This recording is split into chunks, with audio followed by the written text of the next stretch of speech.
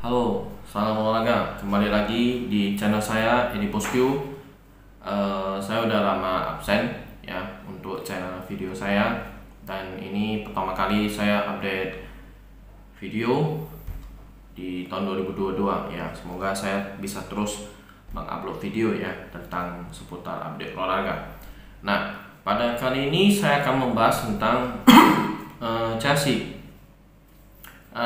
Chelsea begitu indah ya. Tahun 2021 mereka memecat Lampard, terus memasukkan Tuchel sebagai pelatih mereka di pertengahan musim. Nah, dari sana permainan Chelsea menang di Liga Champions sampai mereka berhasil menjuarai Liga Champions Eropa ya. Nah, tahun 2021 Chelsea dapat gelar Liga Champions ya. Terus dapat Piala Super Eropa ya, menghadapi Villarreal dengan drama adu penalti. Terus di Liga Inggris juga nggak gitu jelek amat dengan persaingan Manchester City dengan Liverpool. Dan beberapa hari yang lalu mereka menjuarai Piala Dunia antar klub ya, dan menjadi klub terbaik dunia saat ini, jelas ya. Nah, apakah permainan Chelsea sekarang sudah selevel dengan mungkin Manchester City ya, Liverpool, atau tim-tim yang menyerang lainnya ya, seperti Paris Saint-Germain, Bayern Munchen ya? Menurut saya sih belum ya, dan masih jauh lah kalau dibilang level menyerang ya. Karena Chelsea ini untuk tim defense, tim bertahan itu oke, saya akui memang sangat bagus ya. Dengan 3 back mereka mainkan, dengan 2 gelandang bertahan. Jadi Chelsea ini sebenarnya di era Tuchel ini memainkan 5 back ya, 3 gelandang maksudnya 2 gelandang bertahan dan 3 back ya. Nah, untuk bertahan mereka sangat bagus ya, tapi untuk menyerang Chelsea ini belum menemukan ya pemain yang bisa mengkreativitas ya, menciptakan peluang ya, seperti halnya dulu mereka terakhir punya Eden Hazard yang sekarang bermain di Real Madrid ya, ataupun kayak pemain-pemain lainnya seperti Kevin De Bruyne ya, ada kayak di Ricardo Kakak yang dulu bermain di AC Milan, atau Paulo Dybala ya yang sekarang bermain di Juventus, atau yang terakhir mungkin kayak Bruno Fernandes ya, pemain yang bisa kreativitasnya ada ya, supaya pemain-pemain itu dapat menerima umpan ya, ataupun dia dapat mencetak gol ya. Belum ada pemain di klub Chelsea ini ya untuk pemain yang kreativitas gitu. Nah, sehingga banyak pemain-pemain di lini depannya mandul gitu ya. Dulu ada Alvaro Morata ya, dan sekarang ada Romelu Lukaku ya. Tapi Romelu Lukaku ini sekarang dia kembali di Chelsea ya. Tahun 2021 dia jauh lebih matang ya ketika dia pertama kali di Chelsea ya, usia masih muda. Dan sekarang Romelu Lukaku berada di usia emas ya, usia matang lah gitu kita bilang. Nah, untuk lini belakang saya rasa gak ada masalah untuk Chelsea. Tapi di lini tengah itu kalau ya Chelsea ini ketemu dengan pemain yang menyerang ya, klub yang menyerang seperti Manchester City yang tadi saya bilang, Liverpool ya, Paris Saint-Germain, Bayern Munchen, ataupun Dortmund ya, ataupun Inter Milan, Lazio gitu ya. Dan Chelsea ini sering-sering kalah lah untuk ball position, dan kecolongan golnya ada gitu. Karena kelemahan Chelsea ini di lini tengah ya. Ketika N'Golo Kante dan Jorginho atau yang dimasukkan adalah Kovacic ya, ketika mereka dikunci ya kan, Chelsea ini seakan-akan tidak bisa apa-apa gitu ya. Jadi aliran bolanya nih sebenarnya dari lini tengah ya, lini tengah supply ke depan. Jadi ibaratnya Chelsea ini klub yang memanfaatkan counter attack yang baik gitu, dan praktis terbukti ya, Chelsea ini pada musim lalu di Liga Champions mereka mencetak gol dengan peluang yang mereka manfaatkan dengan baik. Nah, kita bicara di lini depan Chelsea ya, ada Timo Werner, ada Pulisic yang cedera ya, ada Ziyech, ada Mason Mount ya, kalinya lagi cemerlang ya setelah dipromosikan oleh pelatih Chelsea yang sebelum Tuchel, Frank Lampard gitu ya. Terus ada Callum Hudson-Odoi ya. Terus ada satu lagi, ada Reece James ya yang bersinar, ada Ruben Loftus. Dan pemain-pemain ini sebenarnya usia mereka masih muda ya. Tapi untuk kita bicara dia gelandang kreativitas, mereka sama sekali tidak ada kelihatan gitu ya.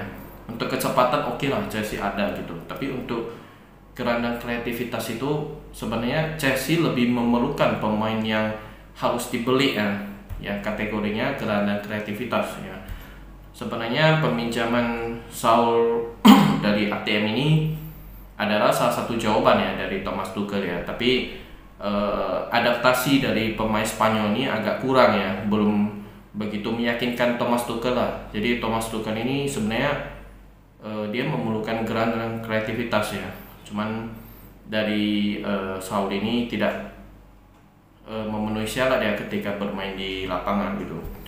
Nah, jadi kita memberikan selamat kepada Chelsea yang menjuarai Piala Dunia antar klub di dunia.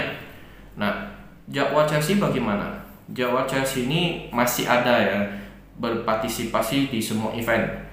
Piala Carling, Piala Carabao Cup yang disebutnya adalah Chelsea ini bermain di final melawan Liverpool ya bulan akhir Februari ini tanggal 27 di Wembley Stadium. Terus di Liga Inggris ini ya Chelsea masih berada di urutan ketiga ya dengan nilai 47 dengan bermain 24 ya. Ada selisih satu pertandingan yang belum mereka jalani ya, dan United juga menempel ketat ya. United berada di urutan keempat setelah semalam menang atas tim Brighton dengan 2-0 ya, menggeser West Ham di posisi kelima. Nah, peluang Chelsea bagaimana untuk Liga Inggris ya? Kalau saya lihat Chelsea ini masih ada peluang lah. Kalau kita lihat selisih poinnya sangat-sangat lebar ya, sangat-sangat lebar, ada 16 poin ya. Tapi jika Chelsea bisa konsisten ya dari Februari, Maret, April ini sampai Mei ya, tidak menutup kemungkinan ya Thomas Tuchel bisa mengejar perolehan dari Pep Guardiola Manchester City ya. Nah, konsistensi yang diperlukan ya kan. Dan untuk Chelsea saya rasa finish ke runner up sebagai runner up adalah realistis lah ya, dengan poin dari Manchester City yang sangat lebar ya. Mengejar Liverpool lebih mungkin ya daripada mengejar Manchester City ya. Tapi sebagai juara Liga Champions dan Piala Dunia antar klub, saya rasa Chelsea ini masih bagus lah untuk kita perhitungan di Liga Inggris. Terus Chelsea masih ada di Piala FA, masih bisa juara menurut saya. Di Liga Champions mereka akan bertemu dengan Lille ya. Lille ini klub Prancis yang juara Liga musim lalu, dan saya harap ada kesempatan Chelsea untuk bisa melaju jauh ya. Nah, kita bahas ke Manchester United ya. Manchester United menang 2-0 ya.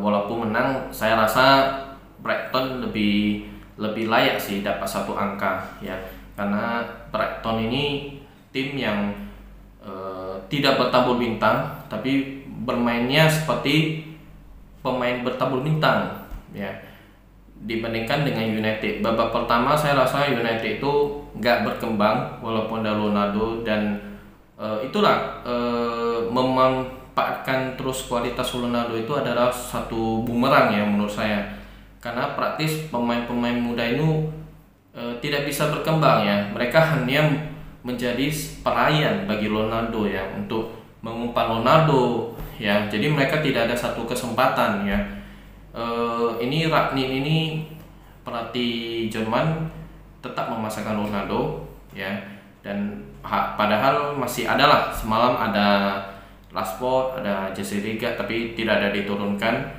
Praktis babak pertama ini menurut saya pertandingannya sangat membosankan lah ya. Tapi Brighton ini lebih banyak ada peluang dibandingkan dengan Manchester United. Nah, di babak kedua menit 51 kalau tidak salah Ronaldo mencetak 1 gol ya. Nah, setelah Ronaldo mencetak 1 gol, Brighton tetap merancangkan serangan ya, dan peluang-peluang yang diciptakan oleh Brighton sebenarnya lebih hidup ya dibandingkan United. Sampai akhirnya ya kartu merah diterima Brighton dan semuanya United lebih mudah ya, bahkan banyak peluang tapi tidak bisa mencetak gol. Nah, itulah United ya.